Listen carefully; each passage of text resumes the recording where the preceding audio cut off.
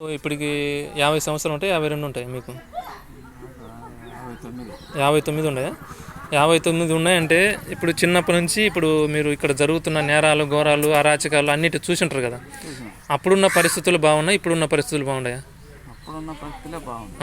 అంటే ఇప్పుడు తినే ఆహారం కావచ్చు, అన్ని కలుషితమై విషమై రోగాలు పెరగడం, షుగర్లు పెరగడం ఇట్లాంటివన్నీ జరుగుతున్నాయి కదా, కళ్ళ ముందు జరుగుతున్నాయి. మరి అప్పుడున్న ప్రపంచం వీరైనంత వరకు రాముని పరిపాలన అప్పుడు చివరి వరకు ఉన్నది, చూశారు కదా మీరు చిన్నప్పుడు. రాముని పరిపాలన ఉన్నది, గ్రామాలలో ఉన్నది కదా.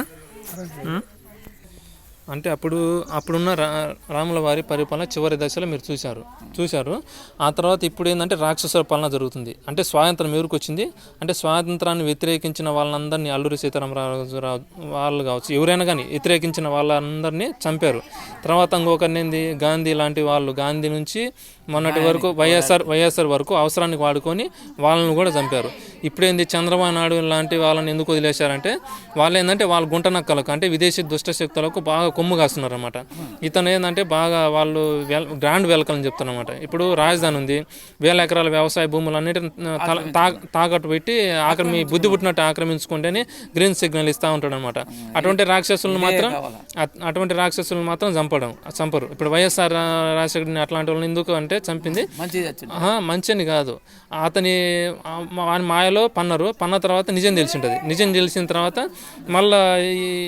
మళ్ళా తర్వాత ఎదురు తిరుగుతూ ఇబ్బంది అనేది చంపింది అనమాట. ఇట్లా తప్పుడని కాదు, అంటే మళ్ళీ నిజం తెలిస్తే వీళ్ళ అరాచకాలను అడ్డుకుంటాడు కదా వైఎస్ఆర్, అందుకని మళ్ళీ చంపిండు. ఇప్పుడు ఈ చంద్రబాబు నాయుడు ఎందుకు వదిలేసిందంటే ఇతను ఇంకా ఎన్ని దుర్మార్గాలను చేసుకోండి, ఈ రాష్ట్రాన్ని ఎన్ని కాంగ్రెస్ తల్లికేయండి, మొత్తం ఆ వ్యవసాయ భూములను నాశనం చేసుకుని బుద్ధి పుట్టినట్టు నాశనం చేసుకుని గ్రీన్ సిగ్నల్ ఇస్తుంటాడు. అట్లాంటి వాళ్ళందరినీ బాగా చూసుకుంటారు అనమాట.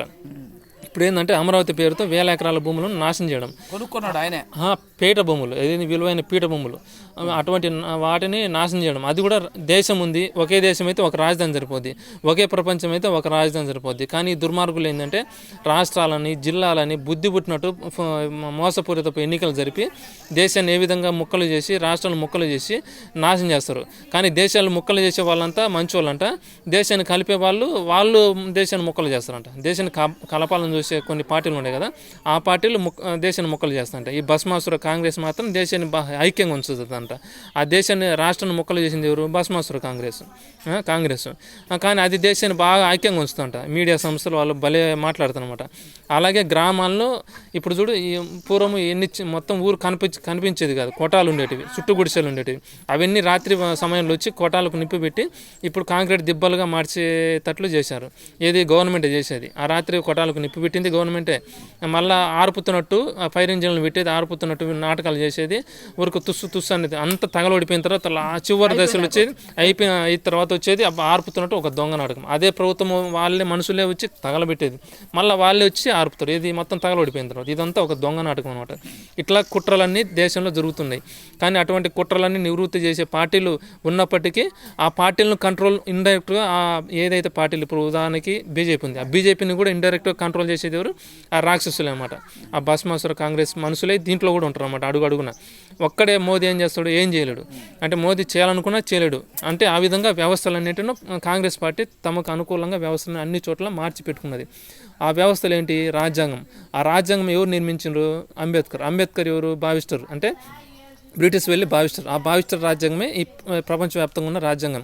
ఇదేంటంటే బాగా తీయగా చెప్తాను అనమాట. తేనెలోలిక మాటలు విషయం నిండే మనసు అనమాట. అంటే తీయగా మాట్లాడినంత మాత్రాన దాంట్లో విషయం ఉండదా? అంటే ఆ మొత్తం వ్యవసాయం. ఇప్పుడు అంబేద్కర్ని ఎందుకు అంటరాని వాడు అంటారు? వ్యవసాయాన్ని సృష్టించాడా? వ్యవసాయం మొత్తం విషమైంది, అంతకుముందు విషయం ఉన్నదా? లేదు. ఇప్పుడు మట్టిని సృష్టించాడా? మట్టి మొత్తం కలుషితమైందా లేదా? మట్టి మొత్తం అయిపోయింది. చెట్లను సృష్టించాడు, చెట్లన్నీ నరకవేయబడ్డవి. అడవులను తాకాడు, అంటే అడవి శాఖను పెట్టి అడవులను తాకాడు. అడవి శాఖను పెట్టి అడవి తాకడం వల్ల అడవులన్నీ తగలడిపోతున్నాయి. అంటే ఈ దేశంలో కదా, అన్ని దేశాల్లో చూసినావా? అంబేద్కర్ అనే మనిషి ఇది చైనాలో ఉన్నాడు, మొత్తం ఆస్ట్రేలియాలో అన్ని. ఆ మనిషి ఏంటంటే వివిధ రూపాలలో, అంటే ఇండైరెక్ట్ ఆ మనిషి ఎవరంటే రావణాసుడు అనమాట, రాక్షసుడు అనమాట. ఇటువంటి దుర్మార్గాలన్నీ దేశంలో జరుగుతున్నాయి. కాబట్టి మీకు రామరాజ్యం కావాలన్నా, ఇదే రాక్షసుల పాలన కావాలన్నా? రామరాజ్యం వస్తే మొత్తం ఈ దుర్మార్గాలన్నీ అరికట్టడానికి అవకాశం ఉంది. అదే మూడో ప్రపంచ యుద్ధం వస్తే ఏం జరుగుతుంది అంటే రామరాజ్యంలో మూడో ప్రపంచ యుద్ధం కావాలన్నా రామరాజ్యమే కావాలన్నా? రామరాజ్యమే కావాలా.